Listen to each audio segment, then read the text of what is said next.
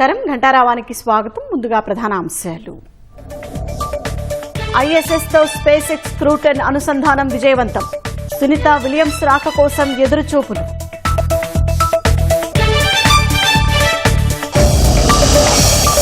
TDP నేత రామకృష్ణ హత్య దారుణమన్న MLA Amarnath Reddy. YCP ఇంకా కక్షపూరిత రాజకీయాలు మారట్లేదని ఆగ్రహం. పొట్టి శ్రీరాములు జయంతి సందర్భంగా నేతల నివాళులు. రాష్ట్ర సాధన కోసం ప్రాణాలర్పించిన ఆదర్శనీయుడన్న సీఎం.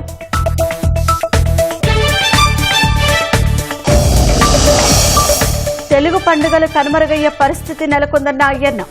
నేటి తరానికి తెలిసేలా ఉగాది వేడుకలు జరపాలని పిలుపు.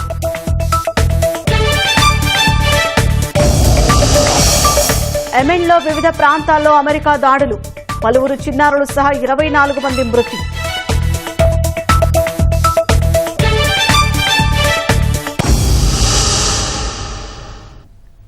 భారత సంతతికి చెందిన సునీత విలియమ్స్, మరో వ్యోమగామి బచ్ విల్మోర్లు త్వరలోనే భూమి మీదకు వచ్చేందుకు మార్గం సుగమమైంది.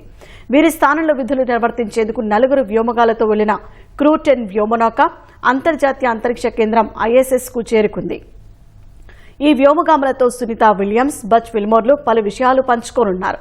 ఆ తర్వాత సునీత విల్మోర్లు స్పేస్ ఎక్స్ క్యాప్సూల్స్ లో భూమిపైకి రానున్నారు. గతేడాది జూన్ 5న ప్రయోగించిన బోయింగ్ వ్యోమనౌక స్టార్ లైనర్లో ఐఎస్ఎస్ కు సునీత విలియమ్స్, బచ్ విల్మోర్లు చేరుకున్నారు. వారం రోజుల పాటు అంతరిక్ష కేంద్రంలో ఉండాల్సి ఉండగా స్టార్ లైనర్లో సమస్యలు తలెత్తడంతో వారు లేకుండానే అది భూమిపైకి చేరింది. దీంతో వారిని తీసుకురావడానికి పలు అవాంతరాలు ఏర్పడటంతో దాదాపు 9 నెలలుగా అంతరిక్ష కేంద్రంలోనే ఉండిపోయారు.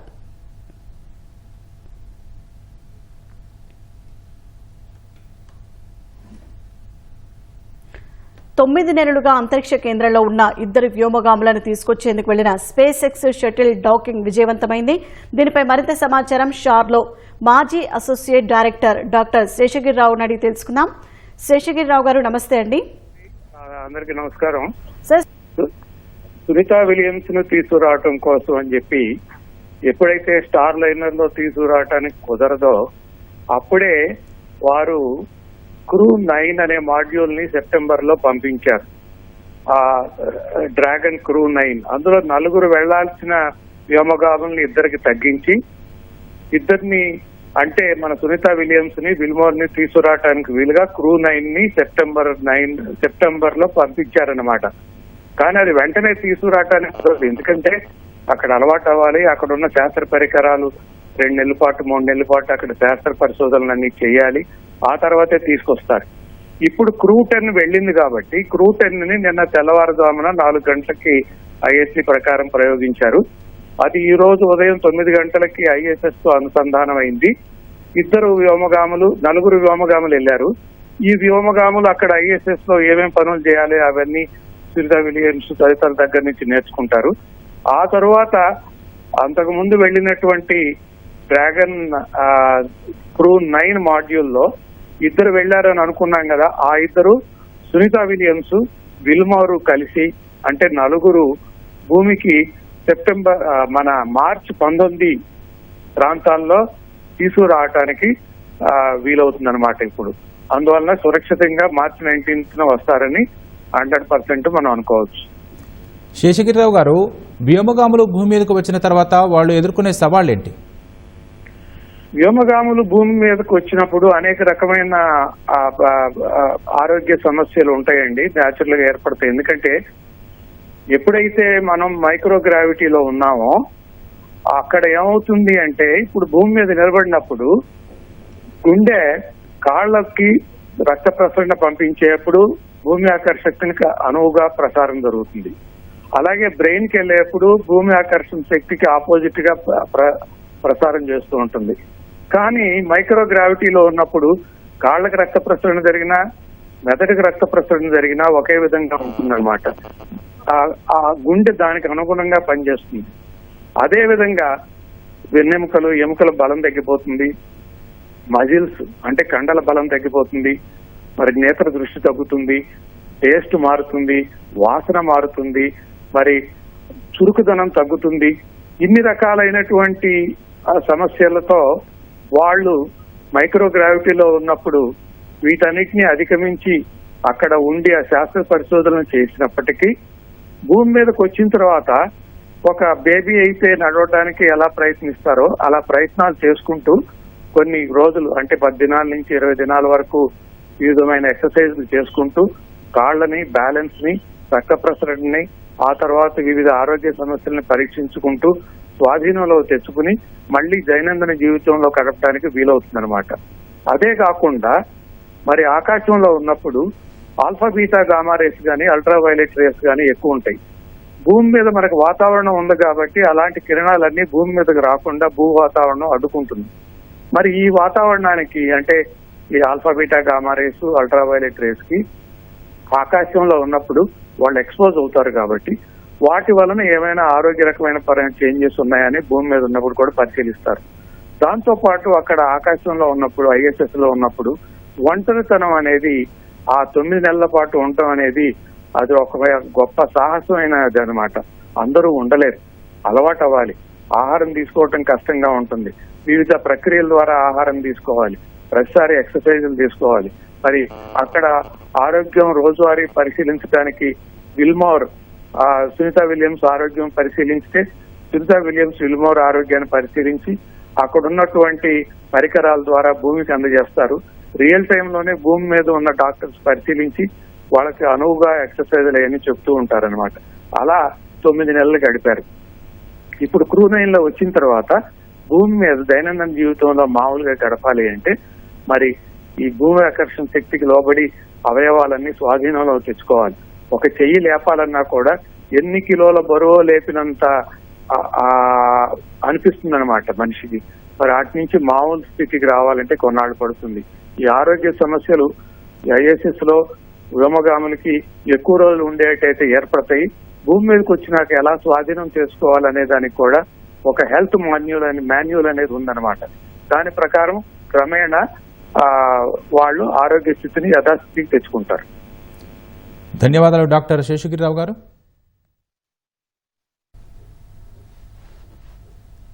అమరజీవి పొట్టి శ్రీరాములకు నివాళులు అర్పించిన అనంతరం ముఖ్యమంత్రి చంద్రబాబు మీడియాతో మాట్లాడుతున్నారు. ప్రత్యక్ష ప్రసారం ద్వారా చూద్దాం. తిరుత్తణి ఇవన్నీ కూడా తెలుగు ప్రాంతాలే. ఒరిస్సాలో ఉన్నారు, బరంపూర్ ఇవన్నీ కూడా ఉన్నాయి. ఆ విధంగా వివిధ ప్రాంతాల్లో ఉన్న ఆయన ఏదైనా సరే తెలుగు వారికి ఒక రాష్ట్రం కావాలని పోరాడారు. 58 రోజులు కఠోర దీక్షతో 1952 డిసెంబర్ 15న ఆయన ఆత్మ బలిదానం చేసుకున్నారు. ఇది ఒక చరిత్ర. ఒక్కొక్కరు ఒక్కొక్క మార్గాన్ని ఎంచుకుంటాం. ఆనాటి ఆయన చనిపోయినప్పుడు కూడా ఒకసారి ఇవన్నీ కూడా చరిత్ర. బతికి ఉన్నప్పుడు సాధించలేంది చనిపోయి సాధిస్తామంటాం. అదే ఆయన ఆత్మార్పణ చేసుకున్న తర్వాత తెలుగు రాష్ట్రం వచ్చింది. అది ఆయన ఇచ్చినటువంటి మనందరికి ఒక వరం అని చెప్పి కూడా నేను మీకు తెలియజేస్తున్నా. ఆయన చనిపోయే వరకు ఇక్కడుండే ప్రజలు కూడా ఆ రోజుట్లోనే పెద్ద ఆందోళన చేయలేదు. కానీ ఆయన నలిగి సఫర్ అయి ఫైనల్ గా ఆయన చనిపోవడం, ఆయన చనిపోయిన తర్వాత ప్రజల్లో ఒక ఆవేశం, ఆగ్రహాలు పెల్లుబికాయి. అక్కడి నుంచి కట్టలు దించుకున్న ఆగ్రహంతో బయట వచ్చారు. వారి చూసిన తర్వాత నెహ్రూ లాంటి వ్యక్తి భయపడిపోయి 1952 డిసెంబర్ 19న పార్లమెంట్లో తెలుగు వారికి ప్రత్యేక రాష్ట్రం ఇస్తున్నామని ప్రకటించారు. అది పొట్టి శ్రీరాములు గారు చనిపోయి సాధించిన విజయం. ఇది ఒక చరిత్ర. అదే మరిగా అక్కడి నుంచి 1953 అక్టోబర్ 1న ఆంధ్ర రాష్ట్రం ఏర్పాటు చేస్తున్నట్లు 1953 మార్చి 25 నెహ్రూ ప్రకటించారు. అక్కడి నుంచి 1953 అక్టోబర్న ఆంధ్ర రాష్ట్రం స్వయం పరిపాలనతో వచ్చింది. ఇదొకటైతే మళ్లీ తెలంగాణలో కలవడం ఇంకొకటి. తెలుగు మాట్లాడే అందరం మళ్లీ రాష్ట్రం విడిపోయి జూన్ 2వ తారీఖున ఇక్కడికి రావడం. అంటే 3 రోజులు మారిపోయినాయి.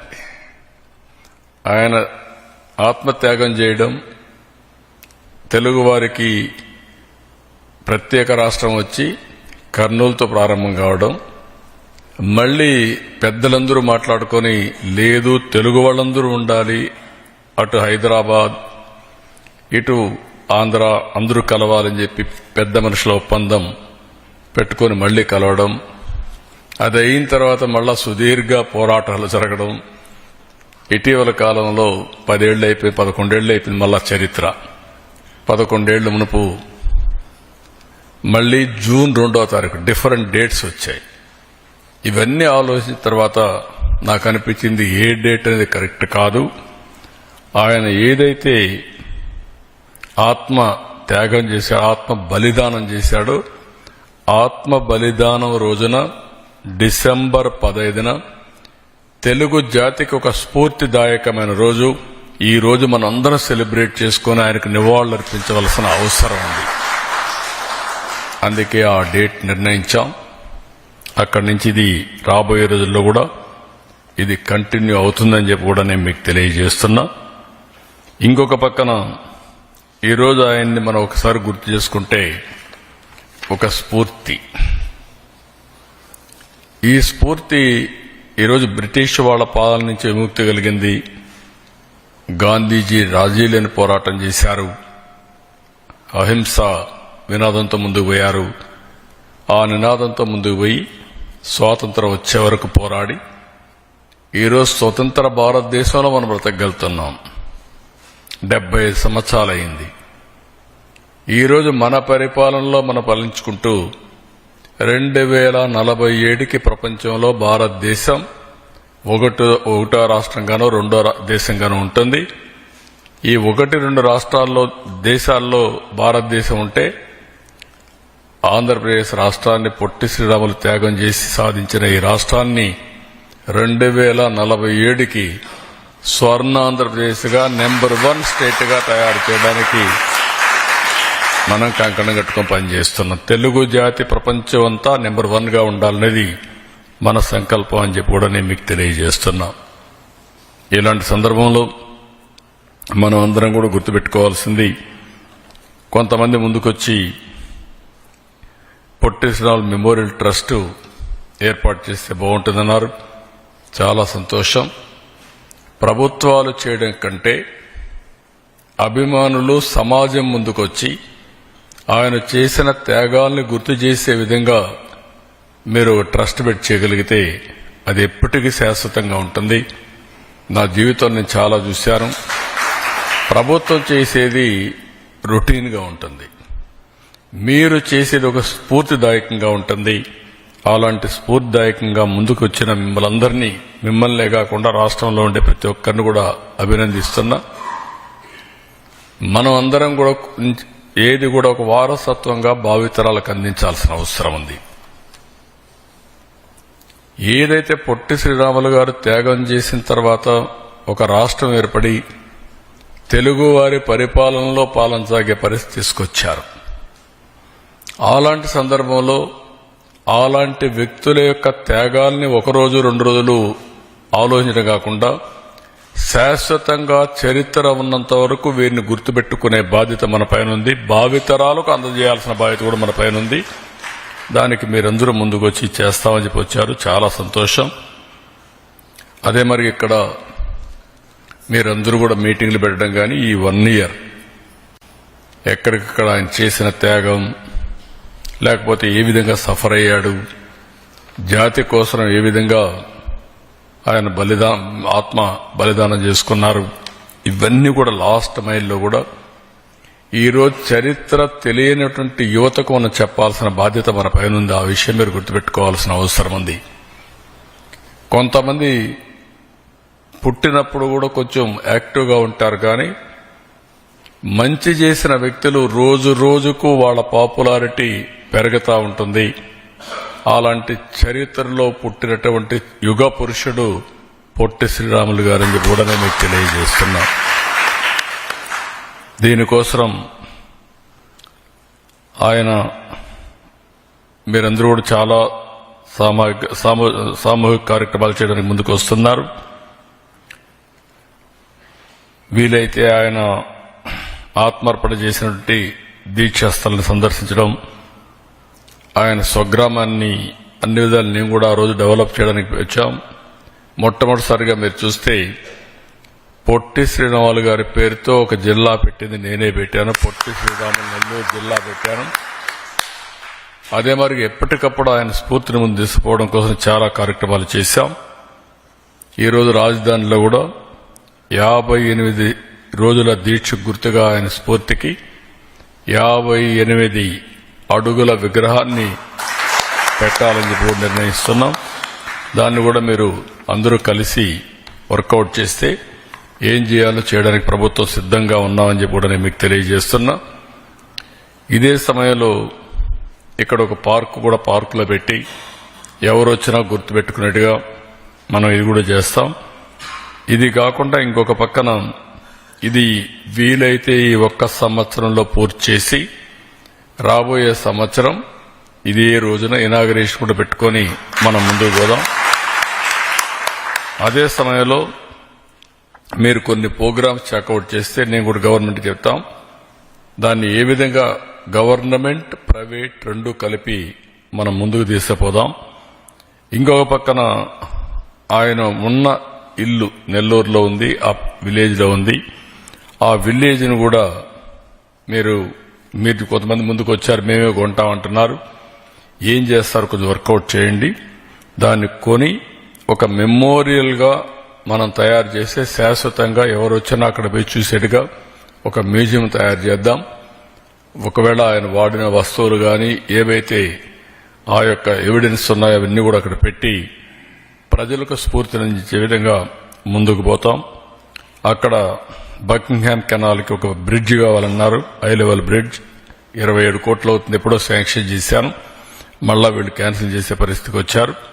ఇమ్మీడియట్ గా దాన్ని డబ్బులు శాంక్షన్ చేసి హై లెవెల్ బ్రిడ్జ్ కూడా పూర్తి చేస్తాం. అదే మరి అక్కడ ఒక ప్రైమరీ హెల్త్ సెంటర్ కి ఆర్థిక సహాయం చేయమన్నారు. అది కూడా ఇమ్మీడియట్ పెట్టి one of the best primary health centre అక్కడ కట్టిస్తాం. 1 కోటి 2 కోట్లు అయితే ఎంతైనా సరే 1.5 crores అది కూడా ఖర్చు పెడతాం. అక్కడ ఒక హై స్కూల్ బిల్డింగ్ ఉంది. ఆ స్కూల్ బిల్డింగ్ సరిగా లేదని చెప్పి ఒక ఇది ఇచ్చారు.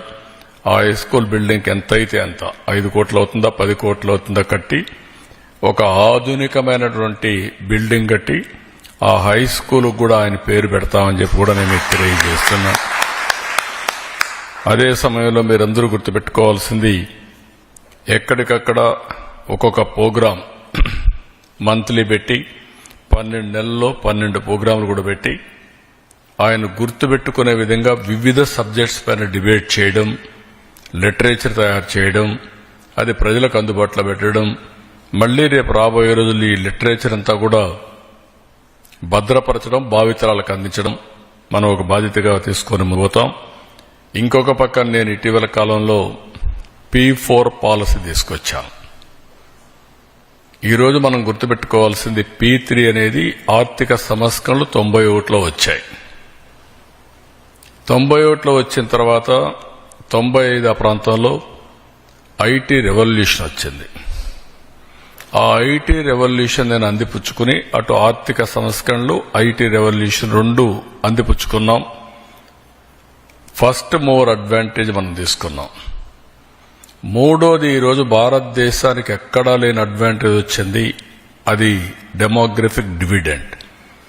ఎక్కువ మంది యంగ్స్టర్స్ ఉండే దేశం ఏదైతే ఉందో దానికి చిరునామాగా భారతదేశం తయారయ్యే పరిస్థితి వచ్చింది. ఈ మూడు కలిపి ఈరోజు మన వాళ్ళు చాలా ముందుకు పోయే పరిస్థితికి వచ్చారు. కానీ ఇప్పటి కూడా పేదరికం ఉంది. P3 అనేది పబ్లిక్ ప్రైవేట్ పార్ట్నర్షిప్. ఈ పబ్లిక్ ప్రైవేట్ పార్ట్నర్షిప్ లో సంపద సృష్టించారు. ఒక రోడ్డు, ఒక పోర్టు, ఒక ఎయిర్పోర్టు, ఒక పవర్ యూటిలిటీ, ఒక టెలిఫోన్ కంపెనీ, ఇవన్నీ పెట్టి డబ్బులు సంపాదించారు. అదే సమయంలో ప్రజలకు సదుపాయాలు కలిగించారు. మనం కూడా దానికి ఇప్పుడు మీరు ఫోన్ కావాలంటే ఊరికే రాదు, 10 రూపాయలు పే చేయాలి. ఇప్పుడు రోడ్డు మీద పోతే మామూలు పేదవాళ్ళకి ఛార్జెస్ ఉండవు, కానీ కార్లకు, బస్సులకు యూటిలిటీ ఛార్జెస్ పే చేస్తాం. కరెంటు కూడా మనం వాడేదానికి కరెంటు పే చేస్తూ ఉంటాం. దీనివల్ల చాలా మంది డబ్బులు సంపాదించారు. పేదవాడు పేదవాడుగా మిగిలిపోతున్నాడు. అందుకే నేనేమన్నానంటే హై నెట్వర్త్ ఇండివిజువల్స్ కింద నుండే వాళ్ళని మెంటరింగ్ చేయాలి, దత్తత తీసుకోవాలి, ఆర్థిక సహాయం చేయాలి. వాళ్ళ పైకొచ్చే మార్గాన్ని వీళ్ళు చేయాల్సిన అవసరం ఉంది. జన్మభూమి స్ఫూర్తితో నేను ఆ రోజు కూడా చెప్పాను. ఆ రోజు జన్మభూమి పెట్టాం, స్కూల్ బిల్డింగ్ కట్టారు, రోడ్డు వేశారు, చెరువు దువ్వారు. కానీ ఈరోజు నేను చెప్పేది ఆ రోజు చేసింది సమాజం కోసం, ఈరోజు చేసేది సమాజంలో ఉండే వ్యక్తుల కోసం, కుటుంబాల కోసం చేయాల్సిన అవసరం ఉంది. ఇది ఈ దేశంలో పేదవాడనే మాట లేకుండా అందరూ కూడా జీరో పావర్టీ ఫస్ట్ ఫేజ్, ఆర్థిక అసమానతలు తగ్గించే విధంగా అందరికీ మెరుగైన జీవన ప్రమాణాలు ఇచ్చే విధంగా వ్యవస్థను ఏర్పాటు చేయాలి. దానికి నేను ఈ మంత్లోనే ఇనాగరేషన్ కూడా చేస్తున్నాను. తెలుగువారి నూతన సంవత్సరం ఉగాది. ఈ ఉగాది రోజున దీన్ని లాంచ్ చేస్తున్న 30వ తారీఖున. ఇది గాని జయప్రదం చేసుకుంటే సమాజంలో ఒక సుస్థిరత ఉంటుంది. మీరు 50 లేకపోతే పెద్ద పాష్ బిల్డింగ్ కట్టుకుంటారు, మన ఇంటి పక్కనే వాడికి ఇల్లు కూడా ఉండదు. Is it society? దేనికోసం మనం పనిచేయాలి? గవర్నమెంట్ దేనికోసం పనిచేయాలి? అది ఆలోచించినప్పుడు నాకు అనిపించింది, కాదు, ఫోకస్ పెట్టాలి. అందరూ సమానంగానే పుడతాం, ఒక ఊర్లో ఉంటాం, ఒక ఊర్లో అందరూ సమానమే. కొంతమంది చదువుకొని ఒక స్టెప్ ముందుకేసి అక్కడి నుంచి అడుగడుగు ముందుకేసుకుంటూ వచ్చిన అవకాశాలు ఉపయోగించుకొని ఊహించని స్థాయికి ఎదిగిపోతూ ఉంటారు. ఆ ఊర్లో పుట్టినవాడు అక్కడే ఉంటాడు, కుటుంబంలో కావచ్చు, ఊర్లో కావచ్చు. ఓసారి ఒక కుటుంబంలో 10 మంది ఉంటే, పిల్లలుంటే 5-6 మంది ఉంటే 5-6 మంది సమానం కాదు. ఒక తల్లికి పుట్టిన బిడ్డలే ఒకరు ఎక్కడికో వెళ్ళిపోతారు. ఈరోజు మీరు చూస్తున్నారు రిలయన్స్, ఇద్దరికి సమానంగా ఆస్తులు ఇచ్చినా ఒక బిడ్డ ఎక్కడికి వెళ్ళిపోయాడు, ఇంకొకరు కిందికి వెళ్ళిపోయాడు. మన ఊర్లో కూడా మీరు చూస్తూ ఉంటారు. నేను ఎగ్జాంపుల్ చెప్పాను. కానీ వాళ్ళు తెలివి లేని వాళ్ళ అంటే కాదు. ఒక్కొక్కసారి వాళ్లకు అవకాశాలు రాలేదు, అవకాశాలు ఉపయోగించుకోలేదు, అందువల్ల వాళ్ళు అక్కడే ఉంటున్నారు. తెలివైన వాళ్ళు వాళ్ళకు కూడా చేయూతనిస్తే వీళ్ళు కూడా పైకొచ్చే అవకాశం వస్తుంది. అందుకే నేను ఆలోచించింది, ప్రజల్ని ఆస్తిగా తీసుకొని వాళ్ళని మోటివేట్ చేసి, మెంటరింగ్ చేసి, హ్యాండ్ హోల్డ్ చేసి, అవసరమైతే గవర్నమెంట్ ఇచ్చే డబ్బులతో సమానంగా 10 రూపాయలు ఖర్చు పెట్టి వాళ్ళ పైకి తీసుకురాగలిగితే వీడు కూడా తృప్తి ఉంటుంది.